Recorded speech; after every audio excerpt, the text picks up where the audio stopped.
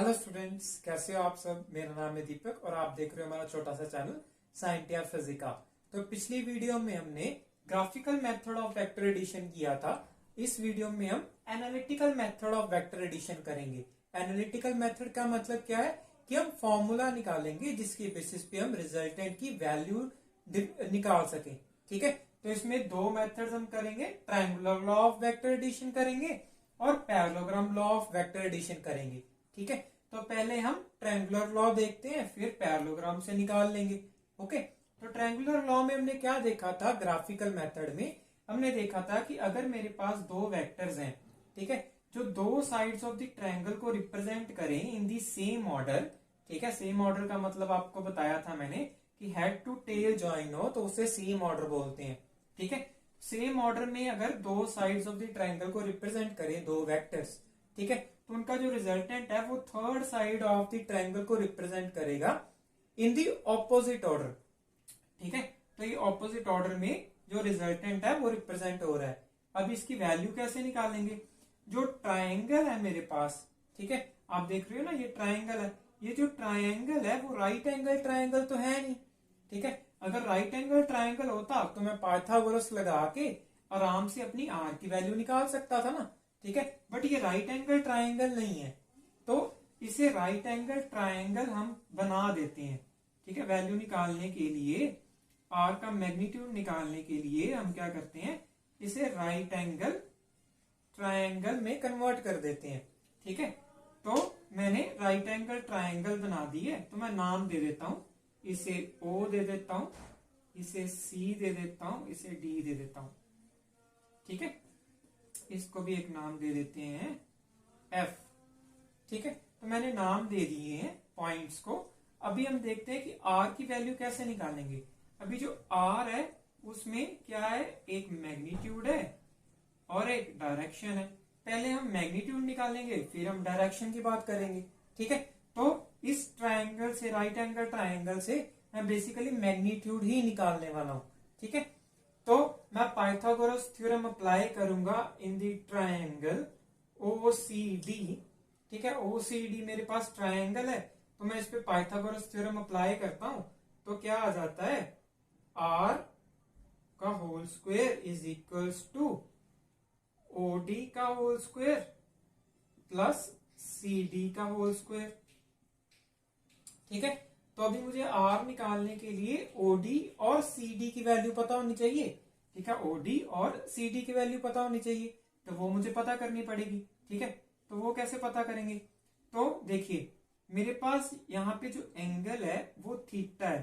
ठीक है, ये एंगल क्या बताता है, ये एंगल है इन दो वेक्टर्स के बीच में। ठीक है, यहां से पता नहीं चल रहा कि A और B वेक्टर के बीच का एंगल है।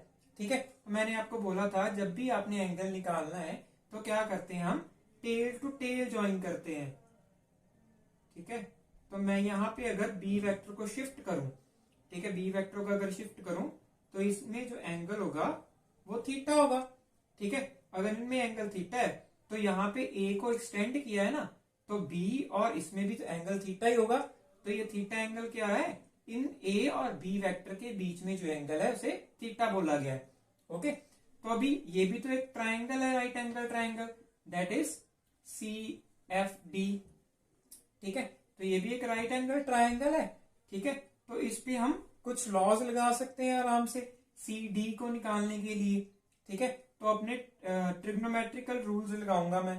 ठीक है, मुझे CF पता है, CD निकालना है, मतलब मुझे हाइपोटेन्यूज पता है, मैंने क्या निकालना है, परपेंडिकुलर निकालना है।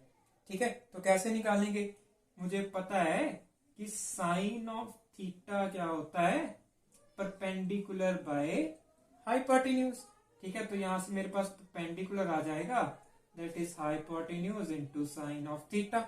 ठीक है, परपेंडिकुलर क्या है मेरे पास, CD is equals to hypotenuse क्या है, B का मैग्नीट्यूड B वेक्टर का इंटू साइन ऑफ थीटा। ठीक है, तो मेरे पास CD की वैल्यू आ गई है। ओके, अभी मुझे क्या निकालनी है, OD की वैल्यू निकालनी है। ओके, तो OD की वैल्यू कैसे निकालेंगे, तो मुझे OF तक की वैल्यू तो पता है कि OF तक की वैल्यू जो है ए का मैग्नीट्यूड है, मतलब मुझे क्या निकालनी है, एफ डी की वैल्यू निकालनी है।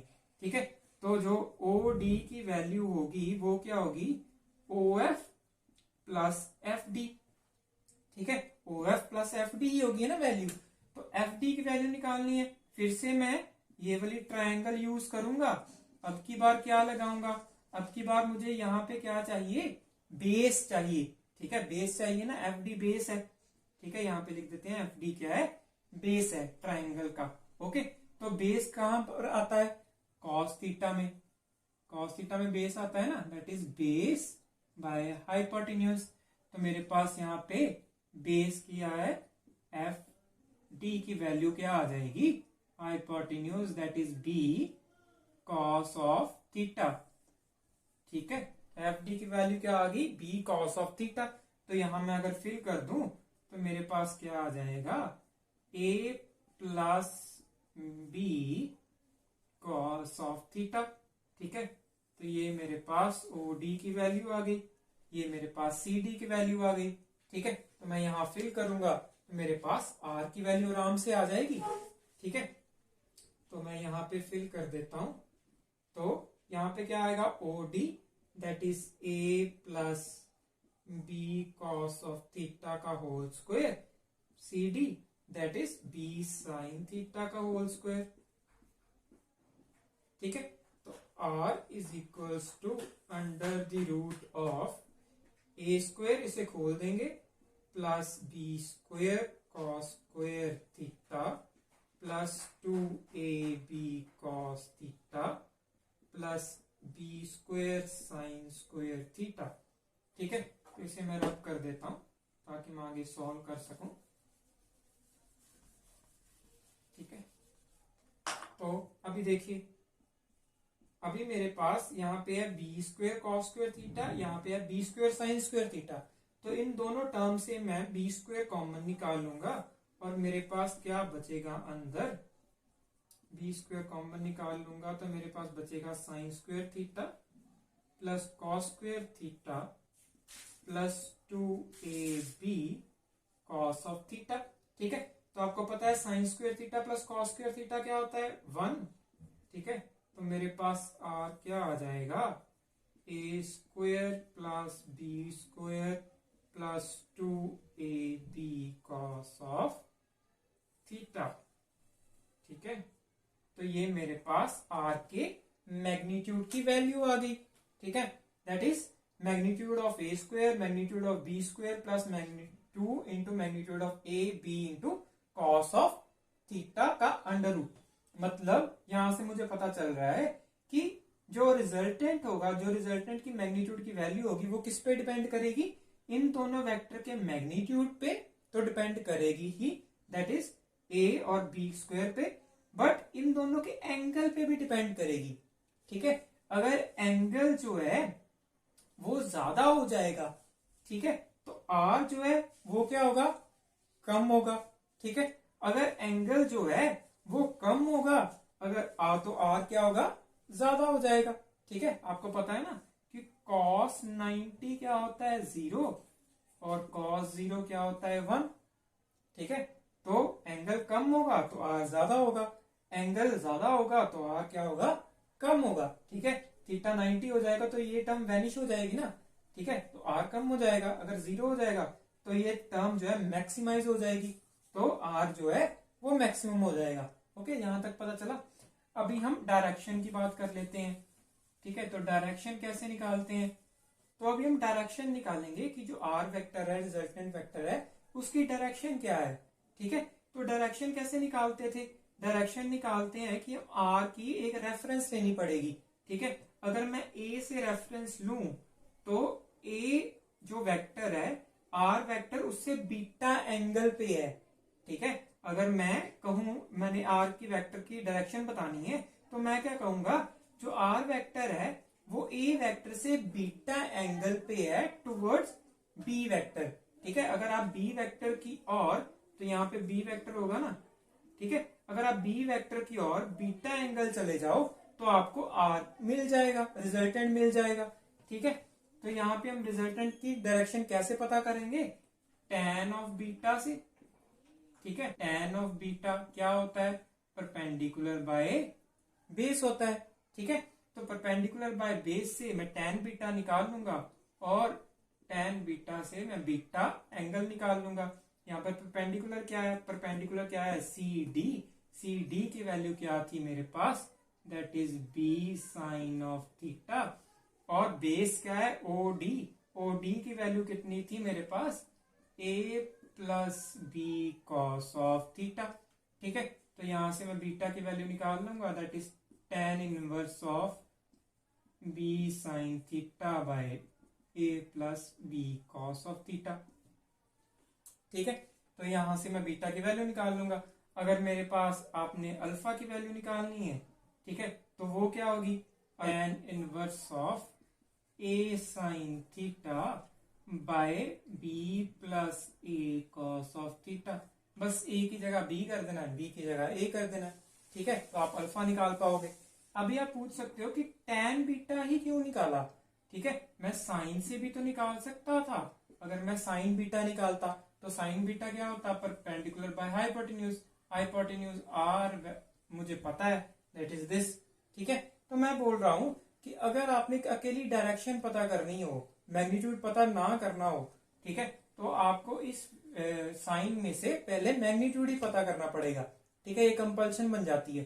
tan में आपको मैग्नीट्यूड पता करने की जरूरत नहीं पड़ेगी, ठीक है। आप डायरेक्टली डायरेक्शन भी निकाल सकते हो, मैग्नीट्यूड चाहे ना निकालो, ठीक है। इसीलिए हम tan को यूज करते हैं, साइन को यूज नहीं करते हैं, ठीक है। ये tan की एडवांटेज है एक, ओके। तो आपको पता चल गया कि जो मैग्नीट्यूड निकालने का फॉर्मूला क्या है और डायरेक्शन निकालने का फॉर्मूला क्या है, ठीक है। तो अभी हम पैरेललोग्राम लॉ की तरफ चलते हैं। तो चलिए हम parallelogram law of vector addition कर लेते हैं। तो पैरेललोग्राम लॉ क्या बोलता था कि अगर दो वेक्टर्स जो हैं दो साइड्स ऑफ द पैरेललोग्राम को रिप्रेजेंट कर रहे हैं, ठीक है, तो जो उनमें डायगोनल होगा वो क्या रिप्रेजेंट करेगा, रिजल्टेंट वेक्टर को रिप्रेजेंट करेगा। कौन सा डायगोनल होगा, जो डायगोनल दोनों वेक्टर्स के इनिशियल पॉइंट से स्टार्ट होगा वही डायगोनल जो है वो रिजल्टेंट को रिप्रेजेंट करेगा, ठीक है। तो ये मेरे पास डायग्राम बन गई है। अभी मुझे आर की वैल्यूज निकालनी है, ठीक है।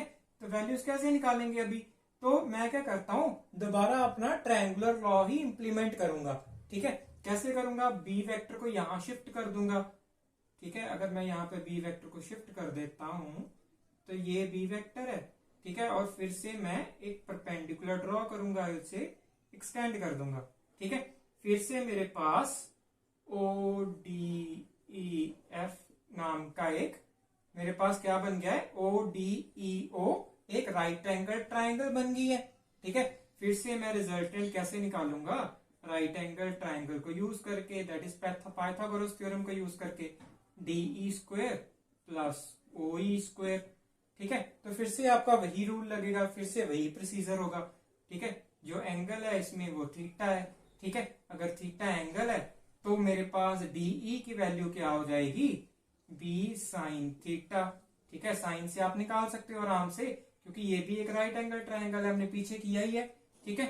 ओ ई की वैल्यू क्या होगी, that is O F plus F E का होल स्क्वायर, ठीक है। यहां से मेरे पास मिल जाएगा मुझे आर स्क्वायर, ठीक है। तो आर स्क्वायर क्या आ जाएगा, B square sine square theta plus O F क्या है, ए प्लस एफ ई क्या है मेरे पास, बी कॉस ऑफ थीटा, ठीक है। तो यहां से फिर से मेरे पास जो रिजल्टेंट आएगा वो क्या आ जाएगा, A square B square cos square theta plus B square sine square theta plus 2ab cos of theta, ठीक है। तो सॉल्व करके मेरे पास दोबारा रिजल्टेंट जो है वही आ जाएगा जो मैंने पीछे निकाला है, ठीक है। तो यहां से मुझे पता चलता है कि अगर मैं ट्रायंगुलर लगाऊं या पैरेललोग्राम लगाऊं, ठीक है, जो रिजल्ट आएगा वो सेम आएगा, ठीक है।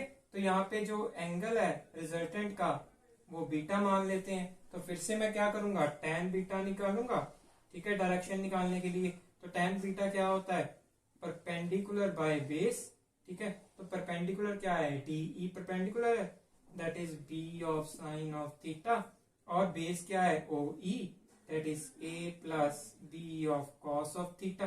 ठीक है, तो यहाँ पे tan इनवर्स आ जाएगा मेरे पास, और ये क्या बन जाएगा, बीटा। ओके, तो सेम मेरे पास फॉर्मूलाज आ जाते हैं, चाहे मैं पैरेललोग्राम लॉ लगाऊं या ट्रायंगुलर लॉ लगाऊं। ठीक है, तो यहां तक ही थी आज की वीडियो। ये आपको पता चल गया कि कैसे निकालने हैं, ये बहुत इंपॉर्टेंट आर्टिकल्स हैं, ठीक है, जो आपके पेपर में आ जाते हैं। आगे हम करेंगे साइन एंड कोसाइन लॉ। ठीक है, कि कैसे जो है साइन एंड कोसाइन लॉ जो हम मैथमेटिक्स में पढ़ते हैं ट्रायंगल में, वो यहाँ कैसे यूज होते हैं और कैसे उसकी इंपॉर्टेंस क्या है साइन और कोसाइन लॉ की। ठीक है, अगली वीडियो में वही करेंगे। इस वीडियो में आपको कोई भी क्वेरी है तो आप मुझे कमेंट सेक्शन में पूछ सकते हैं, और अगर कोई भी सजेशन है वो भी मुझे आप कमेंट सेक्शन में दे सकते हैं। Thank you.